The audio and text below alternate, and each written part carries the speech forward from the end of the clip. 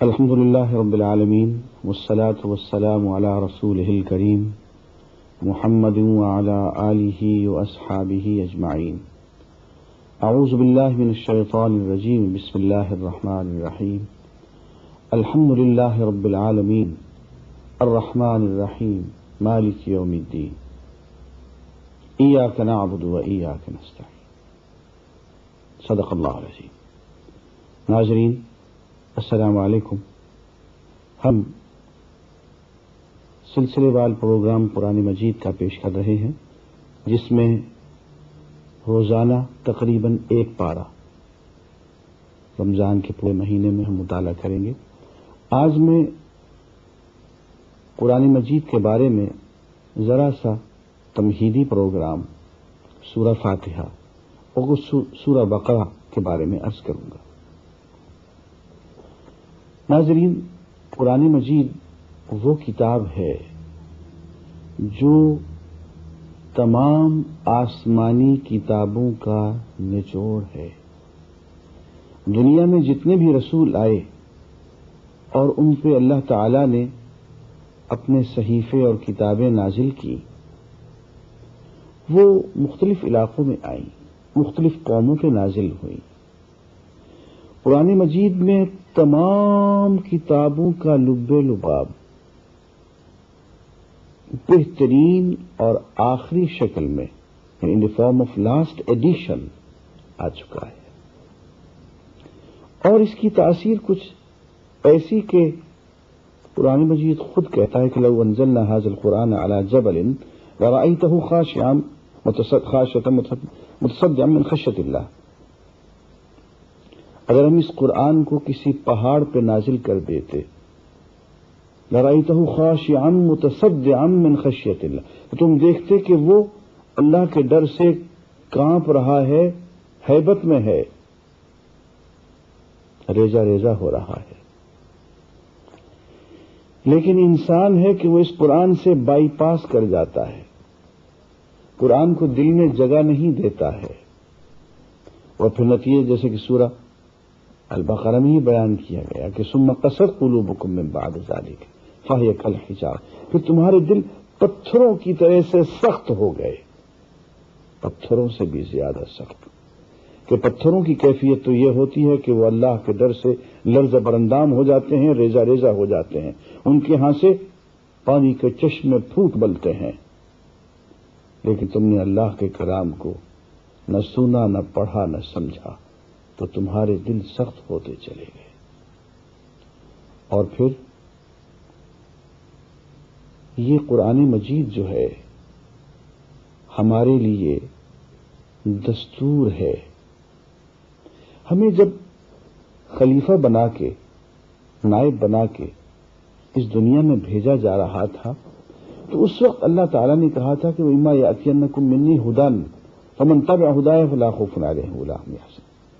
دیکھو، میں پے بپے تمہیں ہدایت کے سامان کرتا چلا جاؤں گا، کتابیں بھیجتا چلا جاؤں گا، ہدایات احکامات بھیجتا چلا جاؤں گا، اور جس نے ان کی پیروی کی ان کے لیے کوئی خوف نہیں ہوگا، کوئی غم نہیں ہوگا. تو وہ جو پے بپے ہدایات اور تعلیمات اور کتابات آئیں، ان سب کا نچوڑ قرآن مجید میں آ گیا. قرآن مجید جب ہم پڑھنے لگتے ہیں تو اعوذ باللہ من الشیطان الرجیم پڑھتے ہیں کہ ہم اللہ کی حفاظت میں آتے ہیں، اس کی پناہ میں آتے ہیں اس مردود شیطان سے جو ہمیں قرآن نہیں پڑھنے دیتا. اب غور فرمائیے کہ اعوذ باللہ پڑھنے کا عمل زکوٰۃ سے پہلے تو نہیں ہے، حج سے پہلے تو نہیں ہے، روزے سے پہلے تو نہیں ہے، یہ قرآن پڑھنے سے پہلے کیوں ہے؟ اس لیے کہ شیطان کا سب سے بڑا مورچہ یہ ہے، سب سے بڑی اسٹریٹجی اس کی یہ ہے کہ اللہ کا پیغام اس کے بندوں تک نہ پہنچنے دیا جائے، انسان کو قرآن نہ پڑھنے دیا جائے. ایسے ہیلے، ایسے طریقے اختیار کیے جائیں کہ اول تو مسلمان یا انسان قرآن پڑھے ہی نہیں، اور پڑھے تو اس کو یہ یقین دلا دیا جائے کہ بغیر سمجھے پڑھو، اس پہ کسی غور و فکر اور تدبر کی ضرورت نہیں ہے، شیطانی چال ہے۔ اسی لیے اللہ تعالیٰ نے حکم فرمایا کہ جب تم قرآن پڑھنے لگو تو اعوذ باللہ من الشیطان الرجیم پڑھ دو، تاکہ ہم شیطان اور تمہارے درمیان حجاب، پردہ، رکاوٹ، حفاظت پیدا کر دیں۔ اس کے بعد ہم پڑھتے ہیں بسم اللہ الرحمن الرحیم، یعنی اللہ کے نام سے جو رحمان ہے اور رحیم ہے۔ اللہ کے نام سے کیا مراد ہے؟ مطلب یہ جو کام ابھی ہم کرنے لگے ہیں یہ اللہ کی خاطر کر رہے ہیں، اس کے نام سے کر رہے ہیں، اس کی رضا حاصل کرنے کے لیے، اس کو منانے کے لیے، اس کو خوش کرنے کے لیے کر رہے ہیں، اس میں کسی اور کی ملاوٹ نہیں ہے۔ تو جو ہی ہم کسی کام سے پہلے بسم اللہ پڑھتے ہیں تو اصل میں اس میں اظہار ہوتا ہے اپنی نیت کا، اپنے اخلاص کا، کہ اس کام کی وہ غرض و غایت سوائے اللہ کو راضی کرنے کے، اور چونکہ وہ ہمارا محبوب حقیقی ہے، مطلوب حقیقی ہے، تو سوائے اس کا قرب حاصل کرنے کے، اس کی دیدار کی منزل تک پہنچنے کے اور ہمارا کوئی ارادہ نہیں ہے۔ یہ اس کے نام پہ ہی ہے یہ سب کام، بسم اللہ الرحمن الرحیم، اللہ کے نام سے یہ ہم کرتے ہیں جو رحمان ہے، رحمت کا سراپا، رحمت کا منبع، رحمت کا مصدر ہے، رحیم ہے، ہر دم رحمت کو لٹانے والا ہے۔ کسی نے کہا صاحب یہ رحمان اور رحیم تو ایک ہی چیز ہے، نہیں بھائی، دو الگ الگ معنی۔ ایک معنی یہ ہے رحمت کا منبع، رحمت کا خزانہ، دوسرا معنی ہے کہ ہر دم رحمت کو لٹانے والا۔ یہ بالکل ایسی ہے جیسے ہم کسی کے بارے میں کہیں کہ فلاں شخص بہت امیر ہے، کروڑ پتی ہے، اور شاید یہ کہیں کہ سخی بھی بہت ہے، ہر دم اپنی دولت غریبوں میں لٹاتا رہتا ہے۔ تو اب بات پوری ہوگی، صرف امیر ہو اور سخی نہ ہو بات نہیں بنتی، سخی ہو امیر نہ ہو تو بھی بات نہیں بنتی۔ رحمان رحمت کا خزانہ، رحیم ہر دم رحمت کو لٹانے والا۔ اس کے بعد ہم سورہ فاتحہ پڑھتے ہیں، الحمدللہ رب العالمین۔ سب تعریف اللہ کے لیے ہے جو تمام جہانوں کو پیدا کرنے والا اور ان کو پالنے والا ہے۔ پیدا کر کے اس نے یوں پھینک نہیں دیا، آخر دم تک نبھائے گا، پال رہا ہے۔ اور فرمایا کہ تعریف اسی کی ہے۔ کسی فن پارے کو دیکھتے ہیں تو توجہ فنکار کی طرف آتی ہے۔ ہم فن پارے کی جو تعریف کر رہے ہوتے ہیں تو اصل میں فنکار کی تعریف کر رہے ہوتے ہیں۔ کسی اچھے شاعر پہ سر دھن رہے ہوتے ہیں شعر پہ، تو دراصل شاعر کی تعریف ہو رہی ہوتی ہے۔ کسی بہت اچھے ناول کی ہم خوبصورتی بیان کر رہے ہوتے ہیں تو یہ ناول نگار کا شکریہ ادا کر رہے ہوتے ہیں، اس کی تعریف ہو رہی ہوتی ہے۔ معلوم یہ ہوا کہ دنیا میں کہیں بھی جمال ہے یا کمال ہے یا حسن ہے یا اس حسن پہ وارفتگی ہے، سب اللہ کا بنایا ہوا ہے۔ سب کی تعریف، ہر جمال کی اور ہر کمال کی اللہ کے لیے سزاوار ہے۔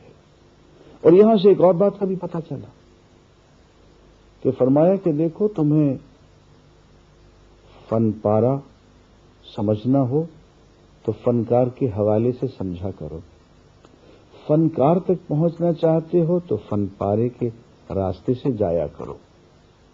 کسی اچھے شعر کی خوبی کو سمجھنا ہو تو شاعر کے حوالے سے، اور شاعر کو سمجھنا ہو تو شعر کے حوالے سے۔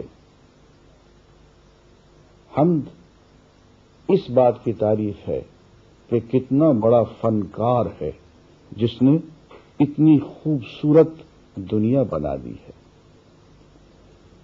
میں جب پہلی مرتبہ سوات میں گیا تو مسلسل ایک شعر کا ورد کرتا رہا ایک عکس ناتمام پہ عالم کو وجد ہے، کیا پوچھنا ہے آپ کے حسن و جمال کا، جس نے اس قدر حسین کائنات بنا دی ہے، اور یہ حسین کائنات اس کا ایک ناتمام سا عکس ہے، خود کتنا حسین ہوگا، اور اس کی فن خلاقی کا کیا کہنا۔ یہی بات ہے کہ جب ہم کوئی فن پارہ دیکھتے ہیں، جب کوئی فنی تخلیق دیکھتے ہیں اور اس پہ ہم سر دھننے لگتے ہیں تو کہتے ہیں تبارک اللہ احسن الخالقین، بہت بابرکت ہے وہ ذات جو سب سے بہتر تخلیق کرنے والا ہے۔ تو الحمدللہ رب العالمین، سب تعریف اللہ کے لیے جو تمام جہانوں کا پالنے والا ہے۔ الرحمن الرحیم، رحمان ہے، رحیم ہے، مالک یوم الدین، اور عادل ہے۔ اس نے یہ دنیا جزا کے لیے نہیں بنائی، یہ دنیا اس نے دارالعمل بنائی ہے، دارالامتحان بنائی ہے، یہ ایگزامینیشن ہال ہے۔ اس میں نمبر کچھ تو ملیں گے لیکن پورا نتیجہ اس دنیا میں جا کے نکلے گا، وہ ہے دارالجزا یوم الدین۔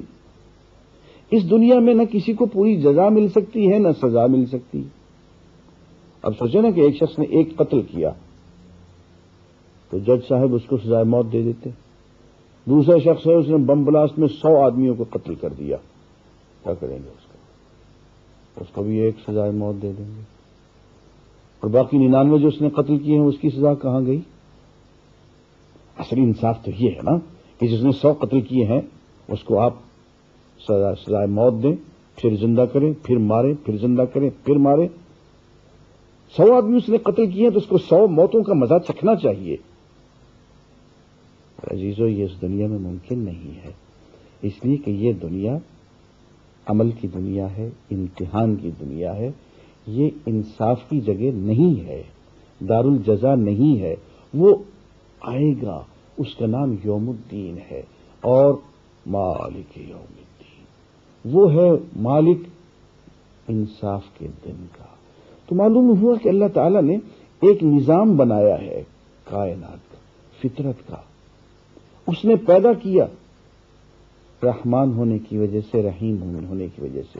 وہ رب ہے، پیدا کرنے کے بعد ہر منصوبہ بندی کے ساتھ وہ پالتا چلا جا رہا ہے، نبھاتا چلا جا رہا ہے، لیکن بھول میں مت رہنا، وہ عادل بھی ہے، مالک یوم الدین بھی ہے، وہ اپنے بندوں کے حقوق پورے کرا کے رہے گا، چاہے اپنے حقوق معاف کر دے لیکن بندوں کے حقوق کو نہیں چھوڑے گا، وہ معاف کروا کے، وہ دلوا کے رہے گا، وہاں پورا انصاف کرے گا۔ اس کے بعد اسی سورہ فاتحہ میں ہم توحید کا قول و قرار دیتے ہیں۔ توحید بنیادی طور پہ 2 چیزوں کا نام ہے، ایک یہ کہ ہم صرف اللہ کی عبادت کریں، دوسرے یہ کہ صرف اللہ سے ہم مانگیں۔ کہتے ہیں ایاک نعبد و ایاک نستعین، آپ کی اور ہم صرف آپ کی عبادت کرتے ہیں، اور آپ سے اور صرف آپ سے ہم مدد چاہتے ہیں۔ عبادت آپ کی اور صرف آپ کی، استعانت صرف آپ سے، ہاتھ صرف آپ کے سامنے پھیلائیں گے۔ اس کے بعد ہم دعا مانگتے ہیں اہدنا الصراط المستقیم، ہمیں سیدھے راستے کی ہدایت عطا فرما دے، اس پہ چلنے کی توفیق عطا فرما دے۔ یہاں پہلی مرتبہ جب ہم صراط کا لفظ استعمال کرتے ہیں تو یہاں ہدایت نظری، تھیوریٹیکل ٹروتھ ہم مانگتے ہیں۔ پھر آگے کہتے ہیں صراط الذین انعمت علیہم، ان لوگوں کا راستہ جن پہ آپ نے انعام کیا، نبیوں کا راستہ، صدیقوں کا، شہیدوں کا، صالحین کا راستہ، غیر المغضوب علیہم ولا الضالین، ان لوگوں کا راستہ نہیں جن پہ کہ آپ ناراض ہو گئے، وہ لوگ جو کہ بھٹک گئے۔ تو معلوم ہوا کہ یہاں پہ ہم ایک تو ہدایت نظری مانگتے ہیں اور ایک ہدایت عملی مانگتے ہیں۔ ہدایت نظری جب ہم مانگتے ہیں، اس میں اہم بات یہ ہے کہ ہم جب صراط مستقیم اللہ تعالیٰ سے مانگتے ہیں تو اللہ تعالیٰ فوراً جواب میں سورہ بقرہ کے اندر کہتے ہیں الف لام میم ذالک الکتاب، یہ آسمانی مقدس کتاب ہے، لا ریب فیہ، اس میں کوئی شک نہیں، ھدی للمتقین، ہدایت مانگ رہے تھے تو یہ لو ہدایت ہے ان لوگوں کے لیے جو ہدایت حاصل کرنا چاہیں۔ ہم صراط مستقیم ایک مرتبہ مانگتے ہیں تو وہ ہدایت نظری ہے، تھیوریٹیکل ٹروتھ ہے، پھر کہتے ہیں صراط الذین انعمت علیہم، ایسے لوگوں کا راستہ دکھائیے جو عملی طور پہ صراط مستقیم پہ چلے اور اس کی وجہ سے آپ نے ان پہ نعمتوں کی بارش کر دی، نبی، صدیق، شہید، صالح لوگ۔ تو یہاں ہم ہدایت عملی مانگ رہے ہیں۔ معلوم ہوا کہ اس دنیا میں انسان کی دو سب سے بڑی ضرورتیں ہیں، ایک ہدایت نظری اور ایک ہدایت عملی۔ ہدایت نظری تو کتاب کی شکل میں آ گئی، قرآن مجید کی شکل میں، اور ہدایت عملی اس کی عملی تفسیر، اس کی پریکٹیکل ڈیمونسٹریشن، اور وہ ہے رسول کی عملی زندگی۔ تو پتہ چلا کہ ہمیں دو چیزوں کی ضرورت ہے، ایک اللہ کی کتاب اور ایک اللہ کی کتاب پہ عمل کر کے دکھانے والا، کتاب اور اللہ والا، یہ ہماری دو سب سے بڑی ضرورتیں ہیں۔ انہی دو ضرورت کو ہم نے اللہ تعالیٰ سے مانگا ہے، اہدنا الصراط المستقیم صراط الذین انعمت علیہم غیر المغضوب علیہم ولا الضالین، اور ایسے لوگوں کے راستے سے اے اللہ بچا جن پہ تیرا غضب نازل ہوا اور جو بہک گئے۔ ناظرین، اس کے بعد سورہ البقرہ ہے جو قرآن مجید کی سب سے بڑی سورت ہے، سورہ مدنی ہے، اور اس میں سب سے پہلی آیت اپنی جگہ پہ ایک معجزہ ہے، ذالک الکتاب، یہ آسمانی مقدس کتاب ہے۔ کتاب عام کتاب کو کہتے ہیں، الکتاب آسمانی کتاب، الہامی مقدس کتاب، لا ریب فیہ، اس میں کوئی شک و شبہ کی گنجائش نہیں۔ اس وقت بھی اس میں شک و شبہ کی گنجائش نہیں تھی جب یہ محمد الرسول اللہ صلی اللہ علیہ وسلم کے ہاتھوں میں تھی، صحابہ کے ہاتھوں میں تھی، اب بھی نہیں۔ اور 150 سال گزر گئے، اس کتاب میں کوئی تبدیلی نہیں آئی۔ پہلی آسمانی کتابیں تم لوگ بدل ڈالتے تھے اپنی اغراض کی خاطر، ویسٹڈ انٹرسٹس کی خاطر، جی چاہا تو احکام کو ادھر سے کاٹا ادھر لگا دیا، کاٹ کے پھینک دیا، اضافہ کر دیا۔ فرمایا کہ یہ کتاب تو تمام کتابوں کا نچوڑ ہے، اور چونکہ آخری کتاب ہے اور کامل بھی ہے اور پوری انسانیت کے لیے ہے، اس لیے اس پر تم بدل نہیں سکو گے، اس میں کوئی تحریف اور تبدیلی نہیں ہو سکے گی۔ اس لیے پہلا دعویٰ اس کتاب کا یہ ہے، لا ریب فیہ، اس میں کوئی شک و شبہ والی بات نہیں ہے، اس میں کوئی تبدیلی، کوئی تحریف نہیں آ سکی ہے۔ اور یہ بات قرآن مجید میں اتنی جگہوں پہ بیان کی گئی ہے کہ آدمی حیران رہ جاتا ہے۔ فرمایا کہ انا نحن نزلنا الذکر وانا لہ لحافظون، ہم ہی ہیں جنہوں نے اس نصیحت کو نازل کیا ہے، اس پیغام کو، قرآن کو، وانا لہ لحافظون، اور دیکھ لینا ہم اس کی حفاظت کر کے دکھائیں گے۔ اور فرمایا کہ انہ لکتاب عزیز، یہ زبردست کتاب ہے۔ عبداللہ یوسف نے ترجمہ کیا کہ دس از این اناسیلیبل بک، یہ وہ کتاب ہے جس پہ کوئی حملہ نہیں ہو سکتا۔ انہ لکتاب عزیز لا یأتیہ الباطل من بین یدیہ ولا من خلفہ تنزیل من حکیم حمید، اس کے آگے سے پیچھے سے کسی طرف سے کوئی اس میں ملاوٹ باطل چیز شامل نہیں کی جا سکتی، یہ حکیم و حمید کی طرف سے نازل شدہ کلام ہے۔ ایک دفعہ میں تمت کلمۃ ربک صدقا وعدلا، تیرے پروردگار کا کلمہ، پیغام صدق و عدل کے اعتبار سے اپنے معراج کو پہنچ چکا۔ لا تبدیل لکلمات اللہ، اللہ کے کلمات کو تبدیل نہیں کیا جا سکتا۔ یہاں میں اس بات کی طرف توجہ چاہوں گا کہ یہ بات کہنا کسی انسان کے بس میں نہیں ہے. اگر یہ انسان کی لکھی ہوئی کتاب ہو، کوئی بھی انسان اپنی کسی تصنیف کے بارے میں آج اگر یہ دعویٰ کرنا چاہے، آج کرنا چاہے، تو بہت ذرائع وسائل ہیں نا. اس زمانے میں جبکہ قرآن مجید ہمارے سامنے آیا تو وسائل کاغذ نہیں تھے، پریس چھاپا خانے نہیں تھے، دنیا جو تھی بکھری ہوئی تھی دور دور. اب تو پوری دنیا ایک گھرانہ بن گئی ہے. آج کوئی شخص یہ دعویٰ کرنا چاہے کہ جناب یہ میری کتاب ہے، یہ میں محفوظ کر چلا ہوں، اس میں آئندہ تبدیلی نہیں ہوگی، تو لوگ اسے پاگل کہیں گے. کیسے انسان کو چھوڑیے، کوئی حکومت، بڑی سے بڑی حکومت، دنیا کی ساری حکومتیں مل کے کسی ایک ڈاکومنٹ کے بارے میں یہ فیصلہ کر دیں کہ وہ محفوظ رہے گا، اس کا ٹیکسٹ انٹیکٹ رہے گا، اس میں کوئی تبدیلی نہیں آ سکے گی، تو یہ بات انسانی طور پہ ممکن نہیں ہے. دس از ہیومنلی امپاسبل. اس لیے کہ جو ہی یہ حکومت جائے گی، یہ نسل جائے گی، 150 سال کے بعد، 500-600 سال کے بعد کتاب ناپید ہو جائے گی. اس کے کئی نسخے ادھر ہوں گے، کچھ ادھر ہوں گے، اس نسخے میں کچھ لکھا ہوا ہوگا، اس نسخے میں کچھ لکھا ہوا ہوگا.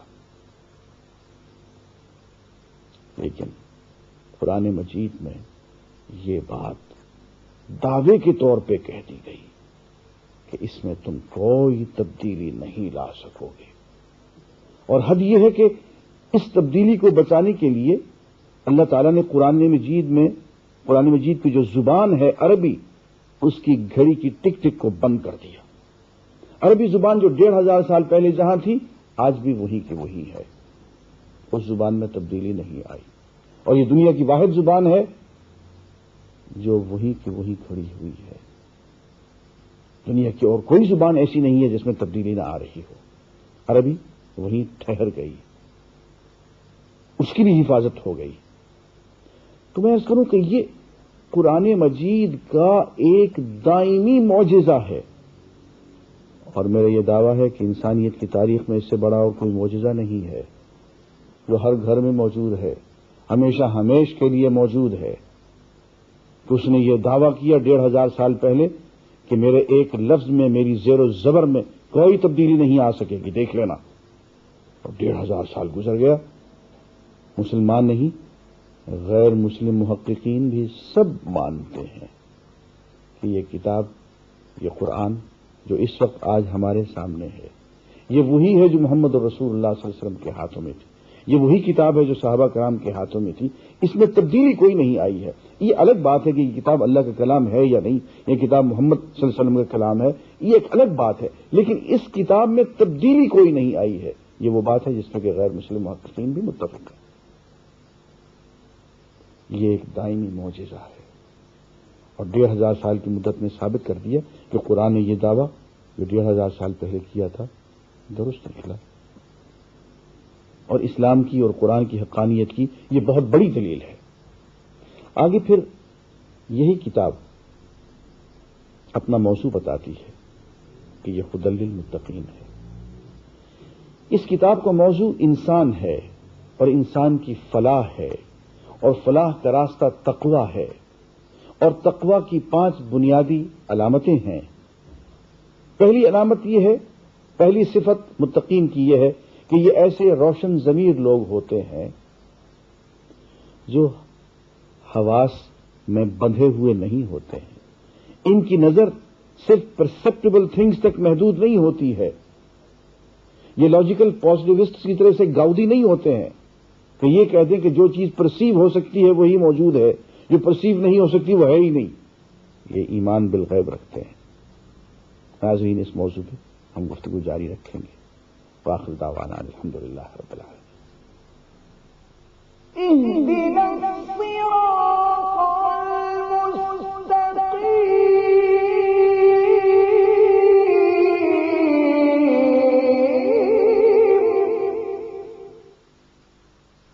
الحمدللہ رب العالمین، والصلاة والسلام علی رسولہ الکریم محمد وعلی آلہ واصحابہ اجمعین.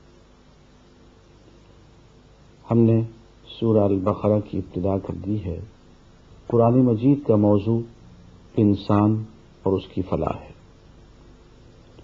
سورہ بقرہ کے شروع میں ارشاد ہے کہ قرآن ھدی للمتقین ہے، متقی لوگوں کے لیے ہدایت ہے، ان لوگوں کے لیے ہدایت جو متقی بننا چاہیں، ہدایت حاصل کرنا چاہیں۔ پھر ان کی 5 صفات بیان کی گئی۔ ایک صفت یہ کہ یہ لوگ محسوسات کی زنجیر اپنے پاؤں میں ڈالے ہوئے نہیں ہوتے، یہ محسوسات سے کچھ آگے بھی دیکھ لیتے ہیں، ایمان بالغیب رکھتے ہیں۔ دوسری بات یہ ہے کہ نماز قائم کیے رکھتے ہیں۔ تیسری یہ کہ نماز قائم کرتے ہیں تو پھر اللہ کے راستے میں خرچ بھی کرتے ہیں۔ بخیل لوگ نہیں ہوتے، سخی ہوتے ہیں۔ اور چوتھی بات یہ ہے کہ اللہ کا کلام انہیں جہاں سے ملے اس کی تصدیق کرتے ہیں۔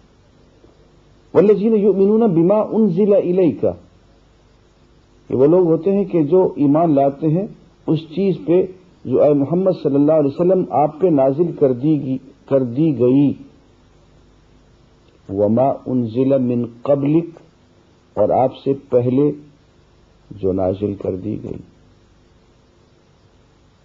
بس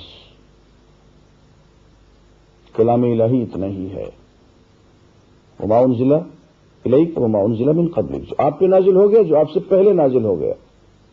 یہاں یہ لکھا نہیں ہے وما ينزل من بعدک، جو آپ کے بعد نازل کیا جائے گا، یہ لکھا ہوا نہیں ہے قرآن میں۔ معلوم ہوا کہ کلام الہی بس وہی ہے جو حضور تک نازل ہو چکا، حضور پہ نازل ہوا اور حضور سے پہلے نازل ہو چکا۔ اس کے بعد اگر کوئی شخص یہ دعویٰ کرتا ہے کہ مجھ پہ کلام الہی نازل ہوا ہے تو وہ کلام اللہ کا نہیں ہے، کسی اور کا ہوگا۔ قرآن میں تو یہی لکھا ہوا کہ کلام الہی کی آخری شکل یہی ہے، الذین یؤمنون بما انزل الیک وما انزل من قبلک، جو آپ پہ نازل کیا گیا، جو آپ سے پہلوں پہ نازل کیا گیا، بس اسی پہ ایمان رکھتے ہیں، اور ہاں آخرت پہ بھی ایمان رکھتے ہیں۔ یہ 5 صفتیں ہیں ان لوگوں میں۔ آخرت کی جواب دہی کا تصور ہے، اکاؤنٹیبلٹی ہے۔ ناظرین، اس شخص میں جس کو کہ جواب دہی کا کھٹکا لگا رہے اور اس شخص میں جس کو جواب دہی کا کوئی کھٹکا نہ ہو، اسے کوئی اکاؤنٹیبلٹی نہ ہو، ان دونوں میں بہت فرق ہوتا ہے، ان دونوں کی زندگی میں فرق ہوتا ہے۔ جو جواب دہی سے ڈرتا رہے وہ قدم پھونک پھونک کے رکھتا ہے، اور جو جواب دہی کا تصور جس کے پاس نہ ہو وہ بگٹٹ گھوڑے کی طرح سے ہوتا ہے، وہاں منہ مار لے وہاں منہ مار لے، تو کوئی پرواہ نہیں ہوتی۔ میاں محمد صاحب کہتے ہیں کہ ساریاں سیاں پانی نو گئیاں، کئی آون بھر بھر کے، جس نے بھریا سر تے دھریا، قدم رکھن ڈر ڈر کے۔ تو یہ جواب دہی کا تصور جو ہے وہ پھر پھونک پھونک کے قدم رکھنے پہ مجبور کر دیتا ہے۔ یہ 5 صفات ہیں، ان کے بارے میں فرمایا اولئک ھم المفلحون، یہی ہے فلاح پانے والے لوگ جن میں یہ 5 صفات پیدا ہو گئیں۔ اب آگے فرمایا کہ جب قرآن نازل ہوا، جب نبی آتا ہے، جب رسول آتا ہے، تو لوگ 3 حصوں میں تقسیم ہو جاتے ہیں۔ ایک تو وہ جن میں یہ 5 صفات ہیں، مومنین، صادقین، سچے مومن، ایمان لانے والے، متقین، مفلحین، کامیاب ہونے والے۔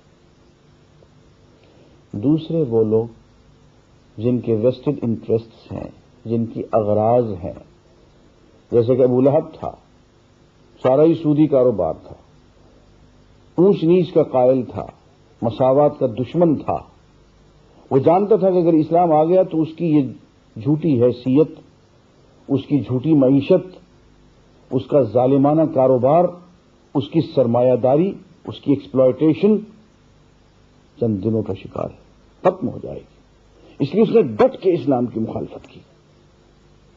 یہی مسئلہ ابو جہل کا سیاست میں تھا، جو ابو لہب کا معیشت میں تھا، ڈٹ کے مخالفت کی۔ فرمایا کہ جو لوگ اللہ کی اتنی بڑی ہدایت کی ناقدری کریں تو اللہ تعالیٰ پھر جوابی کارروائی کے طور پہ ان کو اور دور پھینک دیتے ہیں۔ ختم اللہ علی قلوبہم وعلی سمعہم، اللہ تعالیٰ ان کے دلوں پہ اور ان کے کانوں پہ مہر لگا دیتے ہیں، وعلی ابصارہم غشاوہ، اور ان کی آنکھوں پہ پردے پڑ جاتے ہیں۔ لیکن یہ ایسا نہیں ہے کہ اللہ تعالیٰ کو مہر لگانے کا شوق ہے، جو سامنے آیا مہر لگا، نہیں، بلکہ ایسا جس نے کہ خود یہ راستہ اپنے لیے کھولا۔ آگے چل کے فرمائیں گے وفی قلوبہم مرض، ان کے دلوں میں بیماری ہے، خود یہ بیماری اپنے اندر پیدا کی ہے، فزادہم اللہ مرضا، اللہ تعالیٰ نے اس بیماری کو اور بڑھا دیا۔ تو دوسرا گروہ جو ہے ان لوگوں کا ہے جنہوں نے کھلا کھلا کفر اختیار کر دیا اپنے ذاتی اغراض کی وجہ سے، اپنی جہالت کی وجہ سے۔ تیسرے لوگ ہیں منافقین، جن کی تین تو ایسی صفات ہیں جو دیکھی جا سکتی ہیں۔ پہلی صفت یہ ہے کہ دعویٰ کرتے ہیں ایمان کا اور ایمان والے ہوتے نہیں۔ دوسری صفت یہ ہے کہ دعویٰ کرتے ہیں اصلاح کا، خیر پھیلانے کا، ہوتے ہیں فسادی۔ تیسری صفت ان کی یہ ہے کہ اپنے آپ کو بہت عقل مند سمجھتے ہیں، ہوتے ہیں بوجھ بجھکر۔ الا انہم هم السفہاء، یاد رکھنا کہ یہی خود بیوقوف لوگ ہیں۔ یہ تینوں صفات ان کے اندر ہوتی ہیں، ان کو منافق کہا گیا۔ اور عام معاملات میں ان کی چار خصوصیات اور بھی حدیث میں بیان کی گئی کہ جب بات کرتے ہیں تو جھوٹ بولتے ہیں، کہیں سے تو تکرار ہو جائے تو گالیاں دیتے ہیں، کوئی امانت رکھے تو خیانت کر دیتے ہیں، کسی سے عہد کرتے ہیں تو بدعہدی کرتے ہیں۔ تو یہ تین گروہ پیدا ہو جاتے ہیں، مومنین، کفار، منافقین۔ آگے چل کے یوں ارشاد فرماتے ہیں کہ یہ دنیا ہم نے تمہارے لیے بنائی ہے، اور اس زمین میں جو کچھ بھی ہم نے پیدا کیا وہ تمہارے لیے پیدا کیا۔ جہاں ہے تیرے لیے، تو نہیں جہاں کے لیے۔ کہ اے مسلمان، ہم نے پوری کی پوری دنیا کو تیرے لیے بنا دیا اور تجھے اپنے لیے بنایا۔ اس موضوع پہ ہم آگے چل کے تفصیلاً گفتگو کرتے ہیں، فی الحال آگے بڑھتے ہیں کہ اس بارے میں کچھ اور بھی اہم مقامات آ رہے ہیں۔ ایک چیلنج ہے جو قرآن مجید میں ہمیں ملتا ہے کم از کم 3 جگہوں پہ، اہم بات ہے، اس کو ذرا متوجہ کا طالب ہوں گا۔ قرآن مجید یہ کہتا ہے کہ اللہ تعالیٰ کی طرف سے ارشاد ہے کہ اے لوگو، اگر تمہیں شک ہو اس کلام کے بارے میں جو ہم نے اپنے بندے پر اتارا ہے، تم یہ شک کرتے ہو کہ یہ اللہ کا کلام نہیں ہے، یہ بندے نے اپنی طرف سے خود گھڑ لیا ہے، یہ انسان کا کلام ہے، اچھا پھر ایسا کرو، تم سارے مل جاؤ، خطیب ہو، شاعر ہو، ادیب ہو، نقاد ہو، بڑبولے ہو، تم سارے مل کے، اکیلے کر لو تو بہت ہی اچھی بات ہے، تم سارے مل کے اس قرآن کی ایک سورت جیسی کوئی ایک سورت لے آؤ، ایک چیپٹر بنا کے لے آؤ۔ ایسا اب یہاں مسئلہ یہ پیدا ہوگا کہ اگر کوئی لے آئے تو فیصلہ کون کرے گا؟ کوئی لے آئے کہے کہ صاحب یہ میں ایک سورت بنا کے لے آیا ہوں، یہ قرآن کی فلاں سورت کے مقابلے میں ہے اور اس سے اچھی ہے، یہ فیصلہ کون کرے گا؟ مسلمان کریں گے، وہ تو متعصب ہوں گے۔ قرآن کہتا ہے یہاں پہ کہ دیکھو فیصلہ بھی اپنوں سے کروا لینا، وَادْعُوا شُهَدَاءَكُم مِّن دُونِ اللَّهِ، اللہ سے ہٹ کے، اللہ والوں سے ہٹ کے، مسلمانوں سے ہٹ کے، وَادْعُوا شُهَدَاءَكُم، اپنے شہداء کو، اپنے ساتھیوں کو، اپنے گواہوں کو اپنی مجلس والوں کو، اپنے مذہب ملت والوں کو، اپنے قبیلے والوں کو پکار لینا، ان کے سامنے یہ کلام پیش کر دینا، وہی تمہیں ہوٹ ڈاؤن کر دیں گے، وہی فیصلہ کر دیں گے کہ تمہارے اس کلام کی کوئی حیثیت نہیں ہے قرآن کے مقابلے میں۔ عزیزان گرامی، یہ بہت بڑا چیلنج ہے جو 1500 سال ہو گئے، اور یہ صرف عرب دنیا کے لیے نہیں ہے، یہ صرف اس دور کے لیے بھی نہیں ہے، یہ ہمیشہ ہمیش کے لیے ہے، دنیا کی ہر زبان آور کے لیے ہے۔ جہاں بھی کہیں کوئی خطیب، شاعر، ادیب، نقاد، لٹریچر موجود ہے اور سمجھتا ہے کہ وہ عمدہ سے عمدہ چیز لکھ سکتا ہے، بول سکتا ہے، تو یہ قرآن پاک یہ فن پارا پڑا ہوا ہے، اس کے مقابلے میں کلام لے آئے اور اپنوں سے فیصلہ کروا لے، ان لوگوں سے جو اس کے کلام پہ، اس کی شاعری پہ سر دھنتے ہیں، واہ واہ کرتے ہیں، ان سے فیصلہ کروا لے۔ اور دوسری بات قرآن کہتا ہے وَإِن لَّمْ تَفْعَلُوا وَلَن تَفْعَلُوا، اور یہ بھی ہم بتا دیں کہ تم کبھی کر بھی نہیں سکو گے، کبھی نہیں کر سکو گے، قرآن کے مقابلے میں کبھی کوئی صورت نہیں لا سکو گے۔ ایسا کبھی نہیں ہوگا کہ تم ایک صورت لے آؤ، اپنے ہی لوگوں کو دکھاؤ اور وہی لوگ، تمہارے اپنے لوگ، تمہارے گھر کے لوگ یہ کہہ دیں یہ قرآن سے بہتر ہے۔ تمہارے گھر کے لوگ تمہاری ہنسی اڑا دیں گے اور کہیں گے کہ یہ قرآن کے مقابلے میں کچھ بھی نہیں ہے۔ یہ ایک بہت بڑا چیلنج ہے، اور 1500 سال ہوا کہ یہ چیلنج اپنی جگہ پہ درست ثابت ہوا، اور پتہ چلا کہ قرآن کے مقابلے میں کلام نہیں پیش کیا جا سکتا۔ اس کے بعد اسی پارے میں خلافت آدم کی بات شروع ہوتی ہے۔ اللہ تعالیٰ نے فرمایا کہ انی جاعل فی الارض خلیفہ، میں اس زمین میں اپنا نائب، اپنا خلیفہ، اپنا وائس رائے، اپنا وائس جرنٹ بنانے لگا ہوں۔ اب وہ فرشتے صاحبان موجود تھے، وہ ہر وقت عبادت میں لگے رہتے تھے، زاہد لوگ تھے، انہوں نے کہا ہم بیٹھے تسبیح و تحمید کر رہے ہیں، ہمارے ہوتے ہوئے کسی اور کو خلافت کے منصب پہ آپ فائز کریں گے، کوئی اور خلیفہ بنائیں گے، اور اے اللہ یہ جو خلیفہ بنانے کی جو یہ ساری اسکیم ہے اور جس طرح کا آپ یہ انسان بنا رہے ہیں، یہ تو بڑا خون خرابہ کرے گا، یہ تو مارے گا لوگوں کو، آپس میں بہت دنگا کرے گا۔ تو اللہ تعالیٰ نے فرمایا کہ جو میں جانتا ہوں وہ تم نہیں جانتے ہو، لیکن آؤ تمہیں ہم سمجھائے دیتے ہیں یہ بات۔ تو ایک ایسے مجمع میں جس میں انسان بھی تھے، فرشتے بھی تھے، اللہ تعالیٰ نے کائنات کی حقائق بیان کرنا شروع کر دی، چیزوں کے نام اور ان کی حقیقتیں بتانا شروع کر دی۔ یہ فلاں چیز ہے، اس کام آتی ہے، اس کا یہ نام ہے، یہ فلاں چیز ہے، اس کا یہ نام ہے، اس کا آپس میں اس سے یوں تعلق ہے۔ ناظرین اگر آپ کبھی غور فرمائیں تو یہ سائنس کی ابتدا اسی سے تو ہوئی ہے نا، کہ کسی چیز کا نام رکھے، پھر اس کی حقیقت اور خواص معلوم ہو، پھر دوسری چیز کا ہم نام رکھیں اور اس کی حقیقت، اس کے خواص معلوم ہو، اس چیز کا اس سے کو ریلیشن اور تعلق جوڑیں۔ میں پڑھنے میں دقت محسوس کروں، اینک لگا لوں، اب اینک کی یہ حقیقت ہے اور الفاظ کی یہ حقیقت ہے، پڑھنے اور اینک کا تعلق معلوم ہو گیا۔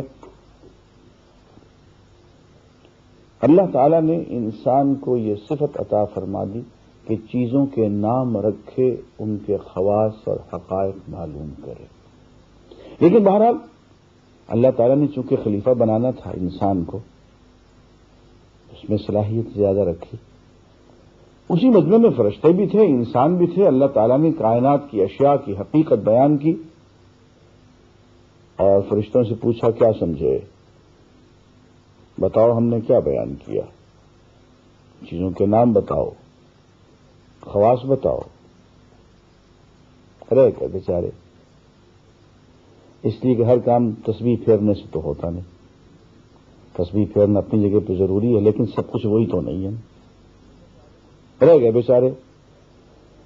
حضرت آدم نے سب کچھ بتا دیا، اس لیے کہ وہ تو ہینڈنگ اوور ٹیکنگ اوور ہو رہی تھی وہاں پہ، تو وہ تو ایک ایک چیز کو سمجھ رہے تھے، اس کا چارج لے رہے تھے. تو یہاں آدم کی فرشتوں پر برتری ثابت ہو گئی. فرشتوں سے کہا گیا کہ آدم کے حضور سجدے میں گر جاؤ. یہاں ایک بات یہ بھی معلوم ہوئی کہ اصل برتری جو ہے وہ علم و معرفت سے ہے، اصل برتری نفلی عبادت سے نہیں ہے، اصل برتری تسبیح و تحمید سے نہیں ہے. اصل برتری کا معیار جو ہے وہ علم و معرفت ہے. اصل فضیلت علم و معرفت میں رکھی گئی ہے، نفلی عبادت میں نہیں ہے. اسی لیے حضور نے فرمایا کہ ایک فقیہ دین کو سمجھنے والا 1000 عابدوں کے مقابلے میں شیطان پہ بھاری ہے. تو فرشتے سجدے میں گر گئے. ہاں، ایک زاہد تنگ نظر موجود تھے وہاں پہ. اس نے کہا میں تو سجدہ نہیں کرتا، میں تو اس سے افضل ہوں، میری عبادت ہے، میری آگ سے بنا ہوا ہوں، آگ چمکیلی ہے، روشن ہے. اکڑ گئے. بات یہ ہے کہ ایک بنیادی فرق بیان کروں گا آدم اور ابلیس کے درمیان. غلطی تو حضرت آدم سے بھی ہو گئی تھی، روکا گیا تھا ان کے درخت کے قریب مت جانا، چلے گئے. ابلیس سے بھی غلطی ہو گئی، ان کو کہا گیا کہ سجدے میں گر جاؤ، سجدہ نہیں کیا. فرق یہ ہے کہ ابلیس نے غلطی کرنے کے بعد فلسفیانہ طور پہ اس کو درست ثابت کرنا شروع کیا. آدم علیہ السلام بیچارے منہ لٹکا کے اللہ کے حضور حاضر ہو گئے اور پہلے تو پوچھنے لگے کہ جناب ایک غلطی تو ہو گئی، اب کہیں ایسا نہ ہو کہ مناتے مناتے اور کوئی غلطی ہم سے ہو جائے، کوئی اور گستاخی ہو جائے. ہمیں یہ بتا دیں کہ ہم آپ کو کیسے منائیں. منانے کا طریقہ اللہ سے سیکھا. فتلقى آدم من ربه کلمات. آدم نے اپنے پروردگار سے معافی مانگنے کے لیے کلمات، بول سیکھے. ڈرافٹنگ اللہ تعالی سے لے لی کہ ان الفاظ میں معافی مانگنی ہے. فتاب علیہ، معافی مانگی، اللہ نے معاف کر دی. اب بنیادی فرق حضرت آدم اور ابلیس میں یہ ہے، غلطی دونوں سے ہوئی. اب ابلیس اکڑ گیا اور فلسفے پیش کرنے لگا. آدم علیہ السلام آنسو بہانے لگے. آدم علیہ السلام نے معافی مانگ لی، اتنا بس ہم سے غلطی ہوگی، آپ معاف کر دیجیے. یہی بنیادی فرق ہے انسان میں اور شیطان میں. انسان استغفار کرتا ہے، اپنی غلطی مانگتا ہے، ہر وقت اللہ کے حضور جھکا رہتا ہے. ابلیس زاہد تنگ نظر تھا، وہ نہ سمجھ سکا کہ منشا اللہ کا کیا ہے، وہ اکڑ گیا. وہ کسی نے خوب کہا کہ رنگ فارغ بھی ہوئے جامع سحرگاہی سے، اور زاہد ابھی آہنگ طہارت میں نہیں. ابلیس آہنگ طہارت ہی بھول گیا اور فلسفوں میں لگ پڑا، ہار گیا. معلوم ہوا کہ انسان کی اصل عظمت جو ہے وہ استغفار میں ہے، توبہ میں ہے، ندامت میں ہے. آگے بڑھتے ہیں. آدم کو معافی مل گئی. یہ مت جانیے کہ آدم کا زمین پہ آنا جو ہے بطور سزا کے ہے، یہ نظریہ غلط ہے، قرآن کے خلاف ہے. قرآن صاف طور پہ کہتا ہے کہ فتاب علیہ، اللہ تعالیٰ نے آدم کو معاف کر دیا. معاف کرنے کے بعد ترقی دے دی، خلیفہ بنا دیا، تقرر کر دیا، وہاں سے ٹرانسفر کر کے زمین پہ بھیج دیا. ہم انڈر ٹرانسفر آئے ہیں، انڈر پنشمنٹ نہیں آئے ہیں، اتنا یاد رکھیے گا، یہ بات آگے چل کے کام آئے گی. اس دنیا میں ہم ایک منصب پر آئے ہیں، سزا کاٹنے کے لیے نہیں آئے ہیں، منصب پر آئے ہیں. وہ منصب خلافت کا ہے، اللہ کی گورنری کا ہے. اس لیے فرمایا کہ دیکھو اب تم زمین میں چلے جاؤ. ایک تو یہ ہے کہ ہم نے تمہیں ایک دوسرے کا دشمن بنا دیا، مقابلہ ہوگا، دنگل ہوگا تمہارا اور شیطان کا. دوسری بات، وَإِمَّا يَأْتِيَنَّكُم مِّنِّي هُدًى من تبع ہدایا فلا خوف علیہم ولا۔ دیکھو میری طرف سے پے بپے تمہیں ہدایت پہنچتی رہے گی، میں رسول بھیجتا رہوں گا، کتابیں بھیجتا رہوں گا، پیغامات نام و پیام چلتا رہے گا۔ جس نے میری ہدایت کی پیروی کی اسے نہ تو خوف ہوگا اور نہ غم ہوگا۔ معلوم یہ ہوا کہ یہ جو ہدایت آتی ہے اللہ کی طرف سے یہ پیروی کے لیے آتی ہے۔ من تبع ہدایا، جس نے میری ہدایت کی پیروی کی۔ اچھا یہ لفظ تلاوت جو ہے یتلو علیکم آیاتہ، یتلو علیہم آیاتہ، یہ تلاوت کی میں نے بھی پیروی کرنے کی، تلا یتلو کی میں نے پیروی کرنے کی ہوتی۔ تلاوت الکتاب کا لفظی ترجمہ انگریزی میں ہوگا ٹو فالو دی بک، کتاب کی پیروی کرنا۔ یہاں ان لوگوں کی غلط فہمی بھی معلوم ہوگی جو یہ سمجھتے ہیں کہ تلاوت کا مطلب ہوتا ہے بغیر سمجھے پڑھتے چلے جانا۔ تلاوت کے لفظی معنی پیروی کرنے کے ہیں، فالو کرنے کے ہیں، بالکل انہی معنوں میں جہاں یہ آئے من تبع ہدایا، جس نے میری ہدایت کا اتباع کیا، اس کی پیروی کی۔ معلوم ہوا کہ قرآن کی جو تلاوت ہے اس تلاوت کے اندر فہم اور تدبر اور عملی پیروی کا پہلو موجود ہے۔ اس کے بعد زمین کی خلافت عطا فرما دی اور ساتھ کہا کہ دیکھو اب جو تم کام کرو گے تو اس مقصد کے تحت کرو گے کہ تمہیں میرے پاس لوٹ کے آنا ہے۔ اب تمہارا سمم بونم جو ہے، تمہاری زندگی کا اصل مقصد جو ہے وہ لقاء رب ہے، پروردگار کی ملاقات ہے، اور یہ تم اس انداز میں اب زندگی گزارو کہ لوٹ کے اب میرے پاس واپس جنت میں آ جاؤ۔ احتیاط کرنا، راستے میں ایک بھڑکیلی آگ بھی ہے، کہیں اس میں نہ جا پہنچنا۔ بس اتنی سی ساری اسکیم ہے۔ اس اسکیم کے مطابق، اسکیم کیا ہے کہ اللہ نے محبت سے اس کائنات کو بنایا ہے، رحمان رحیم ہونے کی حیثیت سے، رب کی حیثیت سے اس دنیا کو دار العمل بنایا ہے، دار الجزا نہیں بنایا۔ دار الجزا آگے آ رہی ہے یوم الدین، اور تمہیں لوٹ کے میری طرف آنا ہے۔ اس میں کامیاب ہو گئے، اس نظام کائنات، اس نظام فطرت کی تم نے موافقت میں، مطابقت میں زندگی گزاری تو یہ اسلام ہے، اور فطرت کے مقاصد کی اگر تم نگہبانی نہ کر سکے تو یہ کفر ہو جائے۔ آگے بنی اسرائیل کا قصہ آتا ہے، اللہ نے ان کو بہت فضیلت دی، ان کے لیے سمندر میں راستے کھولے، 12 چشمے جاری کیے، بے شمار ان پہ نعمتیں، بے شمار ان کے واقعات، لیکن ان حضرات بنی اسرائیل کے بارے میں جو ہمیں سبق ملتا ہے وہ بہت حیرت ناک ہے۔ اللہ تعالیٰ نے بنی اسرائیل سے عہد لیا کہ اللہ کی عبادت کرو گے، ماں باپ سے احسان کرو گے، رشتہ داروں سے احسان کرو گے، نماز پڑھو گے، زکوٰۃ دو گے، لیکن یہ سارا عہد باندھنے کے بعد کہتے ہیں کہ ہمارے دلوں پہ تو پردے پڑے ہوئے ہیں، ہمارے دل تو بند ہو گئے بھائی، قلوبنا غلف۔ باتیں یہ ہماری سمجھ میں نہیں آئی ہے، یہ تورات میں جو لکھا ہوا ہے یہ کچھ اوٹ پٹانگ سی چیزیں ہیں۔ قلوبنا غلف، ہمارے دل تو ان چیزوں پہ بند ہیں۔ اور اس کیفیت کے باوجود دعویٰ یہ ہے کہ نحن ابناء اللہ و احباؤہ، ہم تو اللہ کے بیٹے ہیں، اللہ کے محبوب ہیں، اللہ ہمارا محبوب ہے۔ اللہ تعالیٰ پوچھتے ہیں بہت اچھا، اللہ تمہارا محبوب ہے تو کیا خیال ہے موت کی تمنا کرو گے؟ موت کی تمنا تو نہیں کرتے، 1000 سال جینا چاہتے ہیں۔ اچھے عاشق ہو، اپنے محبوب کے پاس نہیں جانا چاہتے، عاشق نہیں ہو، جھوٹے ہو، منافق ہو۔ آگے سنیے، پھر کیفیت یہ ہے کہ نسلی تعصب میں گرفتار ہیں، یہ عربی ہے، یہ اجمی ہے، یہ کالا ہے، یہ گورا ہے۔ پھر آگے چلتے ہیں، ایک دوسرے کو گمراہ کہتے ہیں، ایک دوسرے کو فاسق اور فاجر اور کافر کہتے ہیں۔ آگے چلیے، کیفیت یہ ہے کہ جنت کو اپنا ورثہ سمجھتے ہیں۔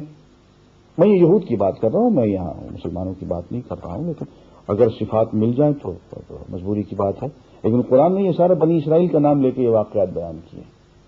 یہ ہماری بدنصیبی ہے کہ یہ واقعات ہم پہ بھی ثابت آ رہے ہیں، ہم میں بھی نسلی اور علاقائی تعصب ہو، ہم میں بھی یہ فتنہ بازی اور فتویٰ بازی ہو، ایک دوسرے کو کافر کہیں. قرآن نے متہم تو یہود کو کیا ہے کہ اللہ کا عذاب تم پہ اس لیے آیا کہ تم نسلی تعصب رکھتے تھے، ایک دوسرے کو گمراہ کہتے تھے، تم جنت کو اپنا ورثہ سمجھتے تھے، اپنے بارے میں تم دعوے کرتے تھے.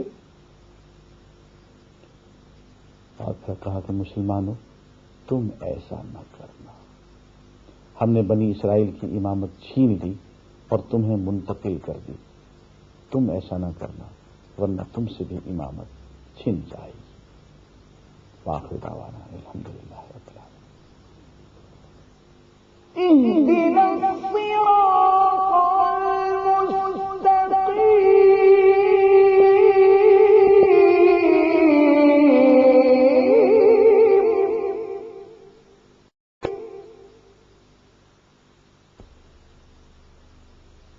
الحمد لله رب العالمين والصلاة والسلام على رسوله الكريم محمد وعلى آلہ واصحابہ اجمعین.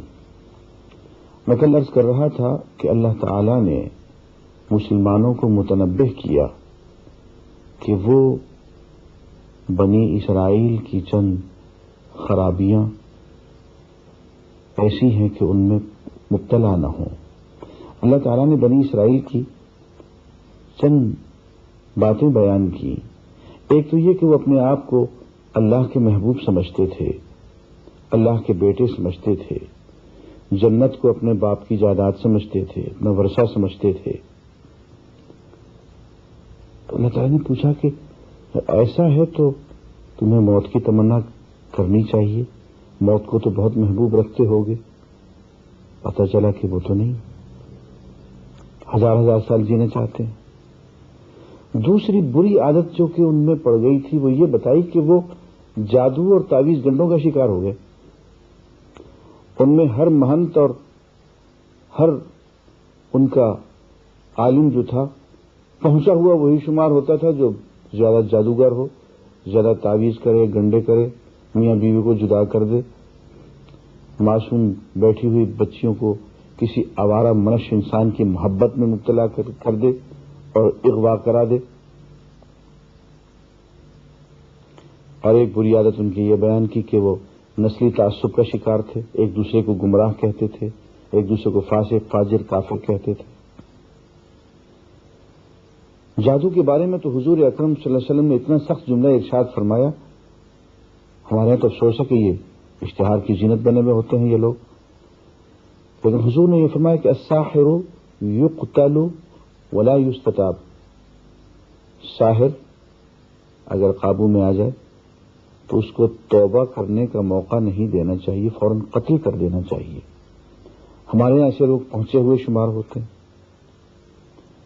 تو یہ چند صفات تھیں جو یہودیوں کی گنوائی، اور آگے چل کے یہ بتایا کہ ہم نے ان کی انہی بری خصلتوں کی وجہ سے ان سے امامت چھین لی اور دنیا کی امامت ہم نے مسلمانوں کو دے دی.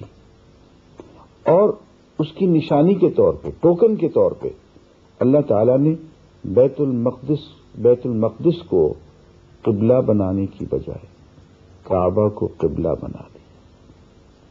مسلمان 16 ماہ تک بیت المقدس کی طرف منہ کر کے نماز پڑھتے رہے، لیکن اس کے بعد حکم ہو گیا کہ اب کعبۃ اللہ کی طرف منہ کر کے نماز پڑھو.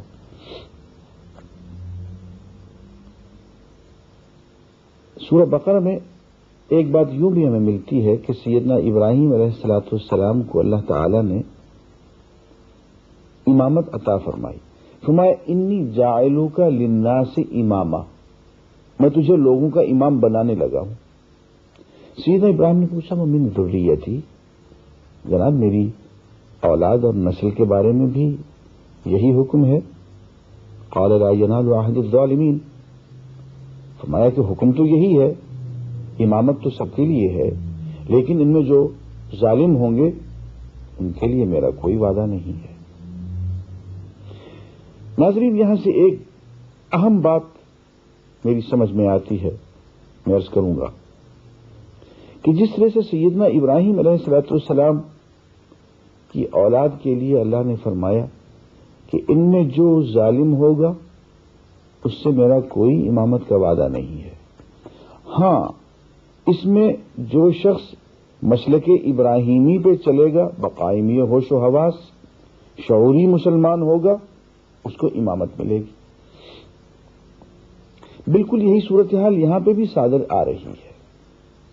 ہم میں سے 99% سے زیادہ لوگ وہ ہیں جو اس لیے مسلمان ہیں کہ مسلمانوں کے گھر پیدا ہوئے ہیں،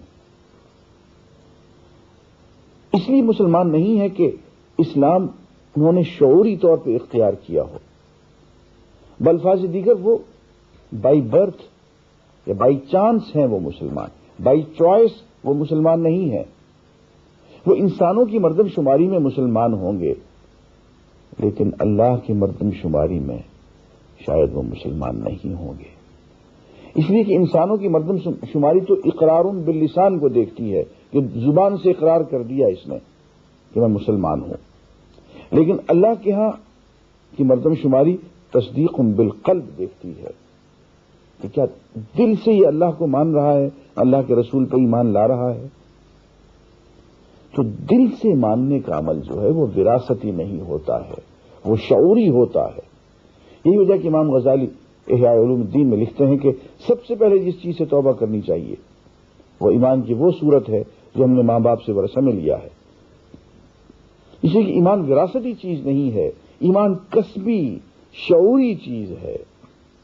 ہم اپنی سمجھ سے، سوچ، تدبر اور فکر سے ایمان کو آہستہ آہستہ اختیار کرتے ہیں، کماتے ہیں۔ تو امامت شعوری عمل کے نتیجے میں ملتی ہے۔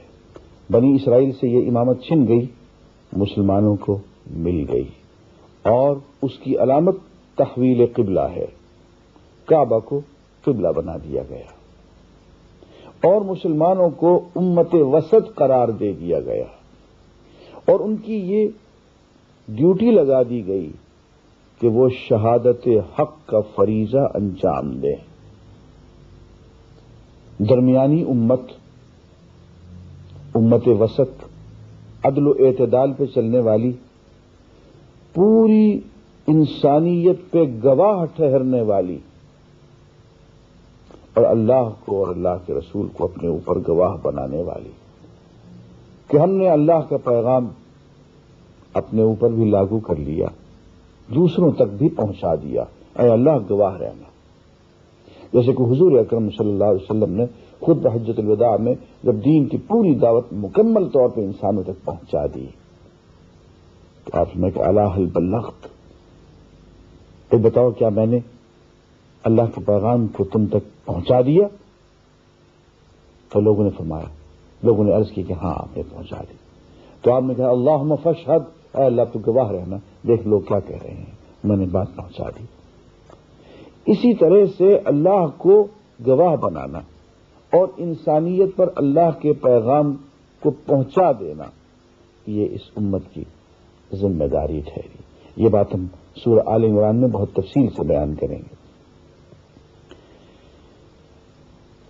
سورہ بقرہ میں ہم دوسرا پارہ پڑھ رہے ہیں، یہاں پہ رسول اکرم صلی اللہ علیہ وسلم کے 4 اہم کام بیان کیے گئے۔ کما ارسلناکم فیکم رسولا یتلو علیکم آیاتہ ویزکیکم ویعلمکم الکتاب والحکمہ، رسول بھیجا تم نے۔ پہلا کام یہ اللہ کی آیات پڑھ سناتا ہے، تلاوت کرتا ہے، یزکیکم تمہیں پاک اور صاف کر دیتا ہے، ویعلمکم الکتاب کتاب کی تفصیلی تعلیم دیتا ہے، والحکمہ اور دانائی کی، پریکٹیکل وزڈم کی تفصیلی تعلیم دیتا ہے۔ ناظرین، تمام انبیاء کے یہی 4 کام رہے ہیں، حضور اکرم صلی اللہ علیہ وسلم کے بھی یہی 4 فرائض، تلاوت کتاب خود بھی کرنی ہے، صحابہ امت کو بھی تلاوت کرانی ہے، تزکیہ دل اور دماغ کی پاکیزگی، دماغ کو غلط نظریات سے، غلط خیالات سے، دل کو غلط رجحانات سے، غلط میلانات سے پاک کرنا ہے، اور یوں پوری کی پوری زندگی جو ہے وہ پاکیزہ بن جائے۔ تطہیر ذہن، تطہیر قلب، اس کو تزکیہ کہتے ہیں۔ اور تلاوت اور تزکیہ کے بعد انسان اس قابل ہوتا ہے کہ اللہ کی کتاب کو تفصیلی طور پہ مطالعہ کر سکے، اس کے تفصیلی احکام کو سمجھ سکے اور پھر ان پہ تفصیلاً عمل کر سکے۔ الحکمہ پریکٹیکل وزڈم کو کہتے ہیں۔ قرآن مجید پہ جس ذات گرامی صلی اللہ علیہ وسلم نے پورے کا پورا مکمل طور پہ عمل کر کے دکھایا ہے وہ حضور ہیں، حضرت محمد رسول اللہ صلی اللہ علیہ وسلم۔ تو آپ کی پوری زندگی قرآن سراپا ہے۔ قرآن مجید نظری ہدایت ہے اور حضور کی پوری زندگی اسی قرآن پہ عملی طور پہ عملی ہدایت ہے، پریکٹیکل ڈیمونسٹریشن ہے۔ تو اس اعتبار سے قرآن مجید میں جہاں جہاں الحکمہ کا لفظ آیا ہے وہاں اس سے سیرت طیبہ، حضور کی سیرت اور سنت مراد ہے۔ یہ قرآن پہ عملی طور پہ حضور نے عمل کیا ہے اور حضور کی پوری عملی زندگی جو ہے وہ الحکمہ کا سراپا ہے۔ تو رسول اکرم صلی اللہ علیہ وسلم کے 4 اعمال: تلاوت آیات، تزکیہ، تعلیم الکتاب، تعلیم الحکمہ۔ اور جو شخص بھی حضور کا صحیح جانشین ہوگا اس کی زندگی میں یہی 4 کام ابھرے ہوئے نظر آئیں گے۔ وہ باقی فرعی مسائل میں اور کھکھیڑ بکھیڑ میں نہیں پڑے گا، وہ اختلافی مسائل کو نہیں اٹھائے گا، 4 بنیادی کام ہیں یہی کرے گا۔ اور ان 4 بنیادی کاموں پہ پختہ رہنے کے لیے ایک نسخہ بھی بتا دیا کہ فاذکرونی اذکرکم، تم مجھے یاد رکھنا میں تمہیں یاد رکھوں گا، تم مجھے یاد کرنا میں تمہیں یاد کروں گا، واشکروا لی، میری نعمتوں کا شکر کرنا، ولا تکفرون، کفران نعمت نہ کرنا۔ اور دیکھو تم مجھے اچھی مجلس میں یاد کرو گے تو اس سے اچھی، مجھے تنہا یاد کرو گے میں تمہیں تنہا یاد کروں گا، تم مجھے کسی مجلس میں یاد کرو گے اس سے اچھی مجلس میں تمہیں یاد کروں گا۔ اور ایک مرتبہ اللہ کہو گے، یا اللہ کہو گے تو 10 مرتبہ لبیک یا عبدی کہوں گا کہ جی میرے بندے۔ بالشت بھر آؤ گے تمہاری طرف گز بھر آؤں گا، چل کے آؤ گے تو تمہاری طرف لپک کے دوڑ کے میں آؤں گا۔ فرمایا کہ میری طرف آنے کا تہیہ کر لو، ارادہ کر لو، راستے میں آسان کر دوں گا، اور اتنے آسان کر دوں گا کہ میری راہ میں تم جان بھی دینے سے دریغ نہیں کرو گے، اور جو میرے راستے میں جان دے دے گا شہید ہو جائے گا اس کو میں ایسی جان عطا فرماؤں گا کہ زندہ لوگ تصور بھی نہیں کر سکتے ہیں اس زندگی کا اور اس زندگی کی عظمت کا۔ فرمایا کہ جو میری راہ میں مر جائے، قتل ہو جائے، شہید ہو جائے، خبردار اس کو کبھی مردہ مت کہنا، زندہ ہیں وہ لوگ۔ اور فرمایا کہ ہاں اس دنیا میں ہم تمہیں آزمائشوں سے گزاریں گے، بھوک سے، کچھ خوف سے، کچھ مال کی کمی سے، پیداوار کی کمی سے، لیکن ہمارے نظام کو سمجھنے کی کوشش کرنا، یہ سب کچھ ہمارا نظام تربیت ہوگا۔ ہر بات پہ یہی کہتے چلے جانا انا للہ و انا الیہ راجعون، ہم تو ہیں ہی اللہ کے، وہ ہمارا ہے ہم اس کے ہیں، و انا الیہ راجعون، ہمیں آخرکار لوٹ پلٹ کے اسی کی طرف جانا ہے۔ تمہیں لوٹ کے میری طرف آنا ہے، اس بات کو یاد رکھنا۔ تمہاری زندگی کا اصل مقصد واپس میری طرف آنا، مجھ سے ملنا ہے۔ اللہ کا دیدار، اللہ کی لقاء، ملاقات، یہ زندگی کا سب سے بڑا حاصل۔ اللہ ہمارا مطلوب حقیقی ہے، وہی ہمارا محبوب حقیقی ہے، اس بات کو یاد رکھنا۔ اس لیے دنیا میں کہیں چھوٹا موٹا نقصان ہو جائے، تکلیف پہنچے، بھوک پیاس پہنچے، ایک ہی نغمہ بلند کیے رکھنا، انا للہ و انا الیہ راجعون، ہم تو ہیں ہی اللہ کے، ہم تو اس کی محبت میں مر مٹے ہیں، وہی ہمارا محبوب حقیقی ہے۔ یہ چھوٹی موٹی چیزیں ہم سے چھن گئیں تو ہمیں اس کی کیا پرواہ ہے، خدا کرے منزل کھوٹی نہ ہو، جس کے ہاں ہم جانا چاہتے ہیں، جو ہمارا محبوب حقیقی ہے، کہیں وہ نہ روٹھ جائے، بس باقی سب بھلا، سب ٹھیک ہے۔ انا الیہ راجعون۔ اگر پلٹ کے اس تک پہنچ گئے تو بھئی یہ سب باتیں راستے میں ہیں، راستے کی ہیں یہ اگر راستے میں کہیں چھن جاتی ہیں، چھن جائیں، منزل کھوٹی نہ ہو، منزل کھری ہو، وہاں ہم پہنچ جائیں۔ خوب کہا کسی نے کہ ہر قوم و ملت تیرا دین و دی پنا ہے، من قبلہ راست کردم برسنت کج کلا ہے۔